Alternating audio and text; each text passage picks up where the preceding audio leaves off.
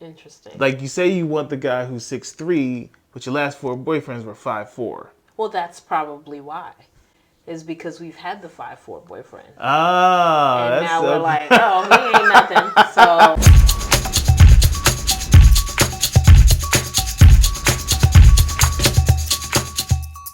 Hey, y'all. It's your girl, Nadia. Hey, and it's me, Coach T. And we are Two Average People. Mm-hmm. We are going to do part 2 of male versus female. So in case you missed the first episode, we have some cards. We don't know which order they're in. That has a topic. We're going to ask each other questions about the topic, right? Because I want to get into his brain and he's trying to get into my brain, Definitely. right? So we are going to continue with our topic. So far we did needs, sex, and kids. So if you did not see that first video, go ahead and check it out. Go check. It is right there for you to watch. Video and on. We're going to continue. All right, let's go. All right, babe. So wait, are you asking me the question? Yes, it's mine. Your time. Yeah, okay, it's mine. Here we go. Here's our topic. Finances. Do you think that it is better for couples, I guess, in general, from your perspective as a man, to combine their finances or keep them separate? I think there is not going to be one universal way that would make everyone feel comfortable. So I think it's about the most viable way per couple. Okay.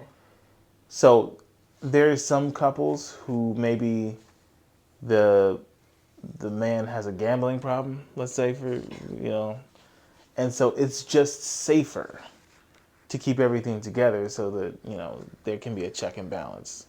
There could be one where the lady has a spending problem in the same scenario. It could be, though, that I just want to be able to buy my wife some flowers and she doesn't already know because she's digging through the account for something else. It could just be that where, I take my little bit and whatever I do with it is what I do with it. Leave me alone. I feel like it's going to have to be what works for the couple. Okay. What you got for me? Finances. Okay.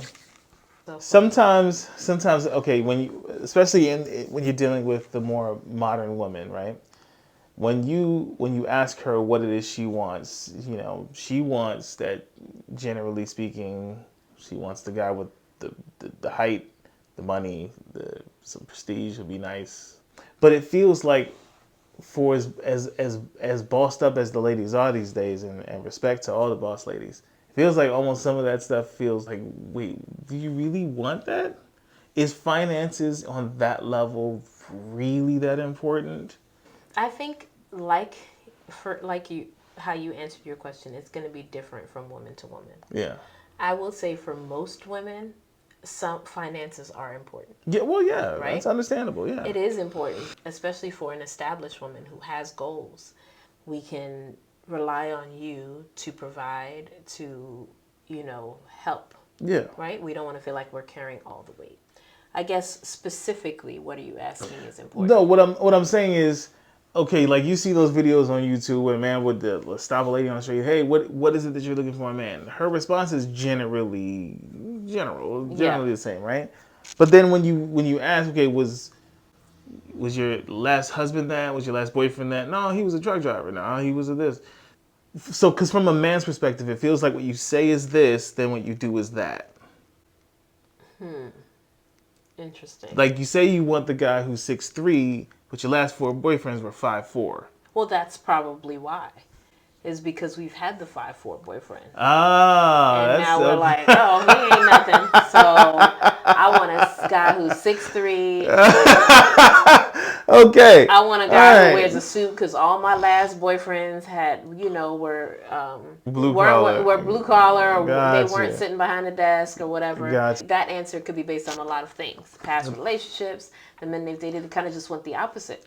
Gotcha. Okay, but that does actually track. That tracks. That tracks. If we're talking about finances specifically, I think overall, some women will say, "Oh, I want a man that makes 6 figures and all of that stuff," but other women will say, "I just need you to have some goals, be established, have a job. You don't have to make more money than me, but I need you to be working." So that's going to vary based on the woman. That makes sense. My advice always to women is, obviously, you want a man, especially the older you get. You're not trying to necessarily take care of someone, but I always tell women, my friends who aren't married, you're always looking for someone who's willing. That's key. Right? So you That's could key. meet him and he's making, $40,000-$50,000 a year, right? Which for a lot of women doesn't seem ideal. But does he have the potential? Is he willing to do the things he needs to make six figures or to make whatever it is you want him to make? And that's really the key. You don't like to cook, so I want a man that can cook. Or do you want a man that's willing to cook? Willing to learn how to cook? Because he may not come through the door knowing how to cook, but that doesn't mean that he couldn't be the best cook later. You know what I'm saying? And so, as well as on the other side is, I could be able to cook and not willing to cook. Exactly. So, yeah. So exactly. You need both. You need that person who is willing. You want willing. Right. Willing. You want willing. Right. I'm willing to do it. Right. I'm willing to get better here. I'm willing to give it my best shot. Yeah. And if it doesn't work out, you need the grace to go, okay, well, what is it that we can work out? Right. Right. It can't be my way or the highway. It just, neither one of those two streets will lead you down any path that makes any sense. Right. Yeah. All right, y'all. We got 2 more cards. So Here we go. See. Ready? Dating. Get into my mind, baby, about dating. What is it that is different from when we were dating to when we were dating while married? Interesting. And how would you like, to improve the dating while married part, if there could be? I think the biggest thing for me as a woman is that I have to remind myself that I'm still dating my husband, right? Because obviously dating has connotations to it, right? You're getting together with this person to hopefully pursue some sort of future with them, whether it's a short one or a long one or whatever. And so there are certain things that you're going to do. There's a certain way you're going to act and, present yourself. When you're married, all of that stuff kind of goes out the window. You've already presented yourself. You've already gotten to that place where, you want to coexist. Right. And so I think the biggest thing for me was date night means we're dating each other while married. And so there's certain things that we don't have to do that we did when we were together, but just remembering that we are here to be together and enjoy each other's company for different reasons than we did before we got married. But really, what we're doing is the same, right? Enjoying each other's company, I like spending time together, talking about something we haven't talked about in a long time, not your kids, not things that you talk about every day, but really trying to talk about something we talk about that you love to talk about. Whether it's if you're trying to build something together as a couple or whatever the case may be. And so I feel like you have to prioritize that dating time or date nights, as you would say. Yeah. And I think it's remembering that you guys are not just going through the motions, but really, really trying to stay connected in that way. That makes a lot of sense. So I wouldn't think of it as dating my husband, but I really am dating my husband. That's kind of what it is. And you have to remember it in that context. At least for me, I had to remember it in that context. For me, the context had to be just not to be complacent. Yeah. It's just the complacency as, when that part of it, once the family comes in and the schedules and the timings and you got to get the person to karate and then back and dinner and then. It's a lot, y'all. It's a lot. Sometimes there's not a lot of time left. Yeah, facts. Sometimes our date nights is just pizza and wine. Like we'll come home, some pizza, we have some wine, and we'll sit there, after we put our daughter down or she's taking a bath or whatever, we'll just eat and talk, and that's our date, right? But sometimes those just be dope. It's so good, right? And especially after a long day or a long week, that's really all you need. And you definitely, obviously, want to make some effort. But, it's really important. It is. So my question to you, and, this is interesting because you haven't dated in a while. Fair. But you have, let's just say hypothetical, a friend hooks you up with this girl to go on a date with, right? All right. and you meet her, you see her for the first time, and she's fine. Right. Right? So, what do you think? That's that first date as a man. What do you think on that date? Uh, honestly, I would reserve judgment until she opened her mouth. You? Me Or general? personally. Okay. Me personally. Okay. I'm not gonna speak to John, every man, because I have no idea what he might do. But I know that I have certain biases in my own mind, right? And if I'm on a date that like a blind date somebody hooked me up with, my guard is up, and I know their guard is gonna be up when they come. So I'm gonna try to work and keep my guard down. But if I see she's coming and she's like fine, I'm like, all right, well, what's the problem? 'Cause What's the problem? I can't be She can't just be fine? I can't be the first nigga that came around and you get me. You understand what I'm saying? I Right. can't be the first one to notice that this is a beautiful woman right here. So what happened to get her? She should be long taken. It should be a list of how did I even make it on the list if this is the case. You feel me? I ain't mad at it in that moment, but now I'm like, I'm not pressed for super hot looks in the first place, so I'm okay going. All right, well, what's going on here? Is she nuts? She's probably nuts. Don't let her be nuts, Lord. God. I don't want her to be nuts, Lord, but she's probably nuts.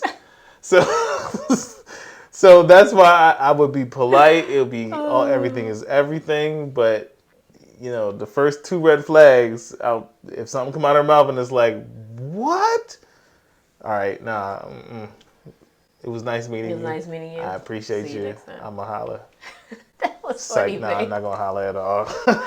That was funny. It is what it is. That is the truth. That is Okay. how I've always been. Okay. All right, y'all. We got one more card for you. So let's see what we got. Marriage. Marriage. Okay. Why did you want to be married? Very general but hard question. That's what she said. Your bet. My first answer would be that is kind of how you hear these are the things, these are the certain steps you need to follow in life. You go to school, you get your education, you find your career, then you get married, and then you have children. Okay. And so just my initial answer was going to be that's kind of the path that was laid out. No one ever tells you that, well, what if you didn't do it that way? What would happen, right? Obviously, But when I really, now having been married almost 12 years, I think for me, it's really having that person, having you, that companion to do life with. It's obviously there's certain things that like love and sex and all those things that are really, really important.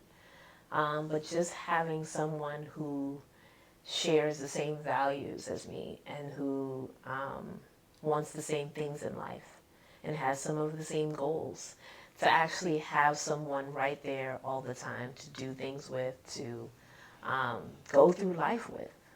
Shout out to Pastor Torrey and Pastor Elena. They always say, you need people to do life with. It's so true, right? It's true. You need people. Like across the board. Across the board. And that need doesn't relationship. necessarily have to be a marriage per se. Right. You have friends and you have family and you have all these things. But for me, marriage is having you, that person, to do life with, that companion, that best friend. I understand marriage isn't like that for everyone. Some people it's probably more of a business relationship. Other people, Is that a bad thing, do you think? I mean, I understand that, like, for you, that might be. But given how some people are just, some people are just different in that way, do you think it might fit perfectly for someone? It can work. I do question whether the parties are happy, but I'm sure it can work. Having more of a business type relationship or being here for one common purpose, which is maybe raising your kids or whatever the case may be. That's not particularly what I would want. But I think it can work.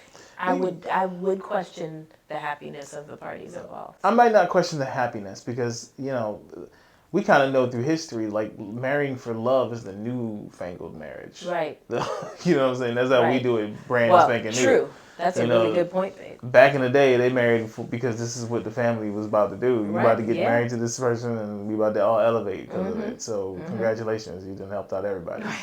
Right. So like that's how it was. So marrying for love is a newfangled concept in terms of the history of marriage. Yeah.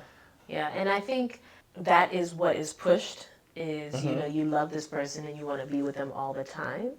But love is something that I've learned that, you have to, you have to nurture and cultivate.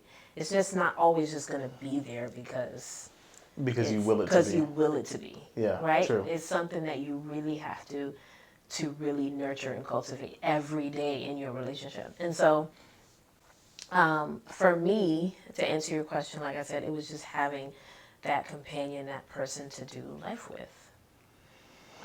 And some people may say, well, you don't have to be married to do that per se. But that other piece for me was coming before God and really, really,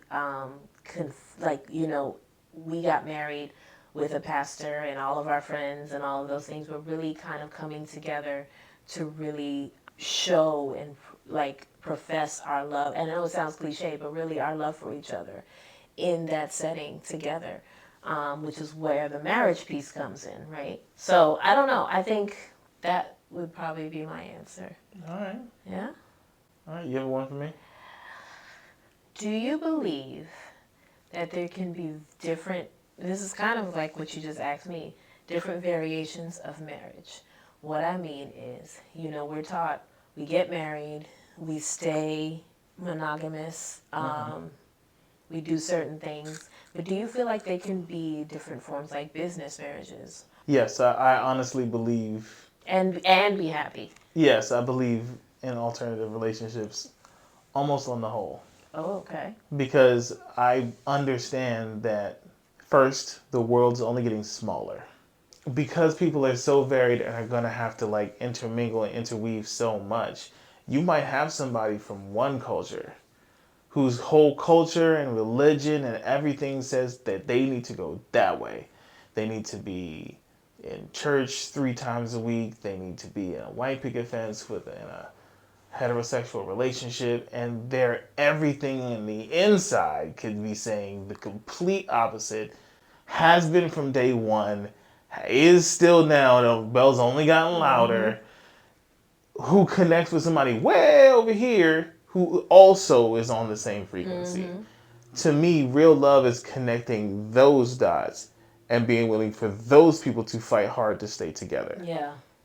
Because I think anybody can be in a relationship with anybody, but making those kind of connections where y'all vibrate on the same frequency already and then working to make that work is where you want to be. Yes. So what that looks like, it ain't for me to say. Right. But we also know that it can be tough for people in alternative situations. I'm not sure if you're keeping up with that show, Sister Wives. Yeah. Yeah. We've watched a few episodes. We watched a few episodes, but apparently lately things are just not going great. Yeah. And I ask myself, is it because polygamy doesn't work? Then I'm like, well, let's not jump to that conclusion. First off, you haven't been watching the show pretty consistently, so maybe before you see the show at least before you make a judgment like that. But it could just be the show itself, like having cameras in your face all the time. We've seen that destroy regular relationships constantly. So this type of relationship wouldn't be any less stress. So you never know. Well, what I would say is allowing people the space to figure it out is probably the best methodology across the board. Yeah. We can do well with leaving the relationship shaming. We can just leave that alone. I agree. It's useless. I agree. Doesn't do anything. Yeah. So. I love that answer, baby. That was awesome. All right, y'all. That wraps up our male versus female episodes. I hope you guys enjoyed just getting into our minds a little bit. Yeah. Again, obviously we all think differently. We're all different. So this is just a little snippet of what my mind as a female is and what his mind as a male is. So follow us with our next video, right? Everything at Two Average People. Everything's spelled correctly. Y'all got it. Y'all can spell. We say it all the time, You too. say it all the time. We Yeah. love you guys. We'll see you with the next one. Marriage, love is a choice. It's not easy, but it's always worth it. Be intentional, y'all. Peace. Peace. That's going to be our next shirts. Be intentional. I like that. I like that. Boss lady. Boss lady. Hey. Boss lady. Hey.